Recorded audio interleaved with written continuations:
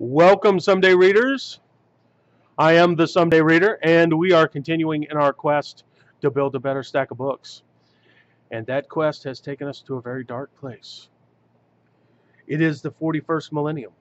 For more than 100 centuries, the Emperor of mankind has sat immobile on his golden throne of earth. He is the master of mankind by the will of the gods, and the master of 1,000,000 worlds by the might of his inexhaustible armies. He is a rotting carcass, writhing invisibly with power from the dark age of technology. He is the carrion lord of the vast Imperium of man, for whom 1,000 souls are sacrificed every day so that he may never truly die. Yet even in his deathless state, the Emperor continues his eternal vigilance. Mighty battle fleets cross the demon-infested miasma of the warp, the only route between distant stars, their way lit by the Astronomicon, the psychic manifestation of the Emperor's will. Vast armies give battle in his name on uncounted worlds. Greatest amongst his soldiers are the Adeptus Astartes, the Space Marines, bioengineered super warriors. Their comrades in arms are legion. The Imperial Guard and countless planetary defense forces. The ever-vigilant Inquisition and the tech priests of the Adeptus Mechanicus, to name only a few.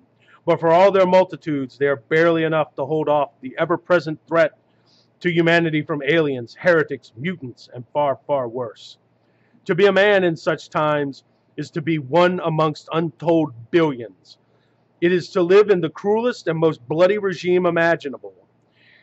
These are the tales of those times. Forget the power of technology and science, for so much has been forgotten, never to be relearned. Forget the promise of progress and understanding, for in the grim dark future there is only war. There is no peace amongst the stars, only an eternity of carnage and slaughter, and the laughter of thirsting gods. Quite pleasant, isn't it? And into this 41st millennium, we meet Ciaphas Caine, hero of the Imperium, a character who is well aware of just how horrible his surroundings are, and who desperately wants to just find a quiet place to ride out his life as with as little trouble, as little possibility of a horrible mangled death as possible. And this is Ciaphas Caine, Hero of the Imperium, by Sandy Mitchell. And if you are unfamiliar with the Warhammer 40K universe, that what I just read to you is the preamble that follows, that carries on to every book in the Warhammer 40K universe. And because the 40K universe is a very dark, forbidding, violent, depressing place. This gentleman right here, though, he is a bright spot in it, because he recognizes just how terrible things are around him, and he is desperately trying to find a way to avoid it. And unfortunately, this means that he gains a reputation for being a hero. And let me explain how this kind of works. He will end up in a battle, and there will be 1,000 bloodthirsty orcs between him and the exit, and he will charge into those bloodthirsty orcs and attack them and do everything to get through them to get to the exit. And everyone around him will see him charge at the giant horde of orcs and say, "Wow, look at him! He's so brave." When in actuality, all he's trying to do is just get to the exit and get away from them.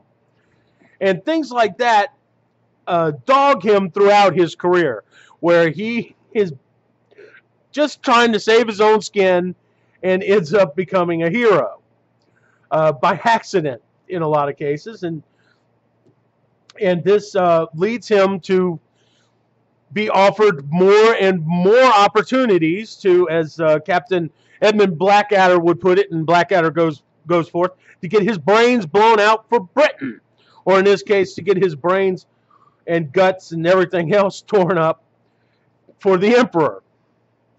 And so this is this book series. This is an omnibus. And omnibus is Latin for large, unwieldy book. But this contains the first three Caine novels, For the Emperor, Caves of Ice, and The Traitor's Hand, as well as some short stories. And this, if you're completely unfamiliar with the 40K universe, maybe you're a little intimidated by it because it is so big. There is such a large canon of literature in it. This right here, this series, is the best entree I can think of into it, because there's a lot of humor in these books. The character of Caine is extremely relatable. As I said, he's well aware that he's living in the absolute worst bloody regime in the history of mankind, and he's got to be there. You know, he's got to do something, but he really just wants to find a nice hole to hide in.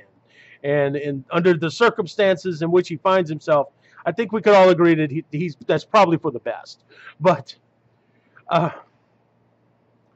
this series is it's been compared to the Flashman series by George MacDonald Fraser, and I can see that, yes, there are certain elements to it, but Caine himself he's a coward, but he saddles up and rides anyway, as John Wayne would put it.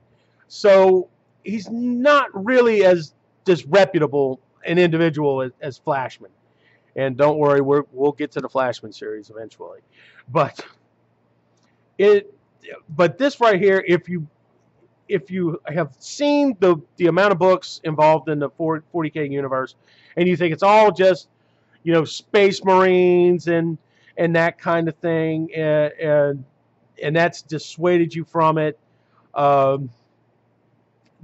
don't let that stop you from picking this up. This is a very good series. It's a you don't have to know everything that's going on in the 40K universe in order to enjoy it. And you don't have to be familiar with all of the lore and all that kind of stuff. These books are very, very well written. The dialogue is good. There's as I said before, there's humor here.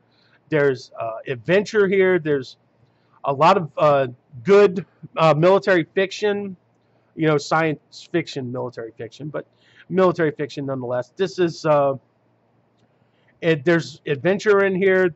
There's intrigue and all that kind of stuff. And these are just very well written, very enjoyable books, and they are very accessible to people who are not familiar with 40K. And that is why I'm going to very much recommend Ciaphas Caine, Hero of the Imperium. This is, I think I paid $10 for this. And this, as I said, this is 3 books. And this is a definite recommend. This should go towards the top of your stack. And we are going to talk about more of the 40K universe in the future. And if you are a science fiction fan, if you enjoy science fiction, you're going to find that the Warhammer 40K universe has something for everybody. There is every science fiction concept that you have read about, heard about, will appear in some shape, manner, or form in a 40K series or in 40K books. And don't don't let the fact that you see all Space Marines and everything else, don't let that dissuade you from entering into that universe and picking up those books, because there's a lot of good sci-fi there. Mainly because, I mean, they pay homage to a lot of science fiction. I mean, you're not going to find anything that'd make Gene Roddenberry happy. I can guarantee you that. But all in all, you're going to find something to entertain you.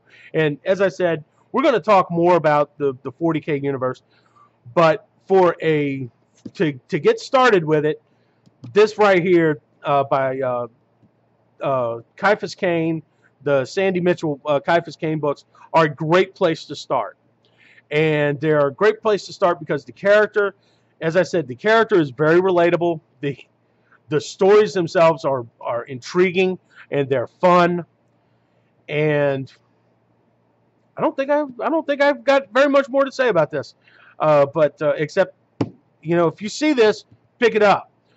Go out and seek this out, because Ciaphas Caine is one of those characters in literature that transcends, the goofy little tabletop game that that spawned him, and he's a really interesting character who stands alone outside of the 40K universe himself. So even if you never get anywhere else within the 40K universe, you are still going to be very happy that you met Ciaphas Caine. And with that, please like, share, subscribe, comment, and have a good day. And I will get back with you later.